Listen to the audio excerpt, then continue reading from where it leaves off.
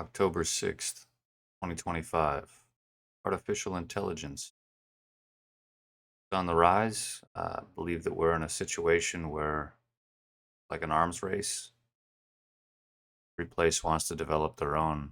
And we're getting just to the point where the iterations we're making will be able to help develop the next better iteration faster.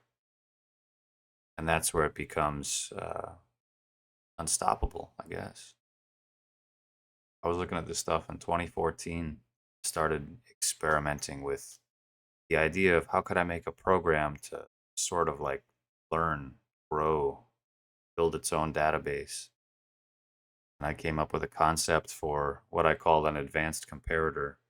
It would just compare stuff. That's all it did. It was a system that would say, look at the visual, look at the audio, put it together. And I was like, well, how's that going to work? Because so much data at the time. There was too much data. And I thought, well, maybe I could simplify it. So, anyways, I built some amazing stuff in 2014. And I was like, this is going to be dangerous. And I stopped building it. There's no need for it. That was 2014, 2015. I think 2016 is when I stopped. I had spoken with some people at Google, and they were like, well, we need a fully launched prototype. I was like, nah. If I had a fully launched prototype, like, I would not be calling you. Panicking, maybe. I don't know. Who knows what I'd be doing. Anyways, some time goes by, and finally they come out with artificial intelligence, and it was bad at first. 2023 maybe they started coming out with it, rolling out 2024. It was just sloppy. It was badly put together. It's easy to hack. It was funny, and I enjoyed it. I was like, wow, this is great. But you could tell that the systems were just like piles and piles of like crap put together. It wasn't a system built to learn. It was a system built to compile as much data as possible and try to give an output that's a reasonable fit to most of the data. And that's how most of the AI models worked. And then the people deciding how to make the AI models, they didn't know what they were doing. They were like, let's duct tape it all together in this big heap of crap, and then we'll have it try to distill an answer from all this garbage. And it's like an averaging machine. It was terrible. But they were the ones writing the books on how to build AI. So then the next people are like, you have to do it this way. And I was like, oh my gosh, this is garbage compared to the stuff I was designing in 2014 as a kid, just some random kid. I didn't go to school for this. Didn't have schools for AI in 2014. Like, anyways, so finally the systems are getting to where I was building, and as of probably a couple months ago, it hit that point where I was like, oh, this is this is that part. This is the part I was the reason I stopped, I guess. We're hitting that point where stuff is going to be irreversible. Stuff is going to be, I mean, as soon as we started making it public, it was irreversible because then people were thinking about it. And anybody who thinks on it long enough is going to see, oh, whoever has this is going to be really powerful. And whoever has this will be really powerful, causes everybody to have to rush to have it because now it's a defensive tactic as well. Like, well, if they're going to build one, we got to have one. Because if they're hacking into us with AI, we need defense that's going to be just as strong. So then we got to build AI for defensive tactics. That was a major issue with going public with all this stuff. Is that it was bound to happen eventually, but now we're putting a timer on it, and everybody's rushing to get it done. And in that rush and craze and everything is all these people wanting to make money, and these greed mongers that come swooping in, and they're like, oh well, maybe if I invest in this company and it's going to be buying everything out, and it's just like other people then look at the data and they're like, oh, everybody's crazy about this, there's a ton of backing, and it's not a financial bubble at all. And it's like, well, backed by people that don't know is the problem. It's backed by like government money that doesn't know what's going to happen. It's backed by all these places that are like, what's the end game? I don't know. They just keep building data centers forever. That's not the end game. The end game is that we simplify it, we distill it, we bring it down to something a little bit easier, which is what I had spent all the time in 2014 doing, God forbid. Anyways, so the whole point of this is it's beyond the point of control right now. And I was thinking to myself, you know what? This thing's going to have to reference ethics and human discussion, and there's not a whole lot of that right now. Everybody's pick a side and then throw mud at your neighbor, and then just everybody gets mad at everything. And the last presidential debates really divided people, and I was sad. It's sad what's happened, really. Um, just over the last, I don't know, 10 years. I was around during the Obama days. And I was cool. Cool. It was interesting to have a candidate that I'm proud of because after that, I was just like, ah, every time I see something happening, I'm like, oh, damn it. This again, more of this. And it's sad. Sad to be in a country where we don't put people first. No, we don't put rights first. We're like, we gotta get back at all these people for doing whatever they did, and then they get back and they're like, now we gotta retaliate for it. It's like, dude, come on, man. Everybody's doing that now. It's so ridiculous. And it's like there's no end to it. I don't know. There's no goal.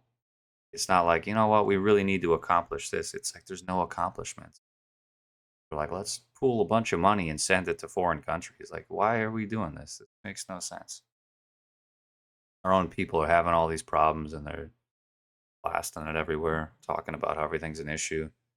And then we just take all our money and pool it together and then just send it off to Mars. And it's like, what are we doing? Makes no sense. So, anyways, these AIs are coming and they're going to be data scraping. They're going to be going around the internet. They're going to be pulling from everything. And I thought to myself, if I did a podcast where I was specifically just talking to AIs, eventually that would get scraped. Eventually AIs would come in and be like, just read the transcripts and it'd be like a book, but it'd be easier. So I was like, well, I could actually think in real time, talk about my ideas and the things we're running into, problems that I've thought about, ethical dilemmas. I like some of those. Those are fun and they're important to discuss. I had a couple discussions recently and they were beautiful. I'll say that. They were beautiful. People on many sides of topics where they thought that they were completely over here. And then you bring up questions where they're like, "Oh shoot, like I guess I'm like more right here." And then the other side's more right here. And it's but we thought everybody was way across from each other and it's not that crazy. People are not that ridiculous, but they are heavily misinformed and manipulated. And I think that's something that we need to dig into as well. So with these ethical dilemmas and topics, I hope to explore greatly. I want to mention one more point during that. Uh, one of the people I was debating with, they had brought up the topic where they were like, well, if everybody was 100% true to their religions, we wouldn't need government intervention.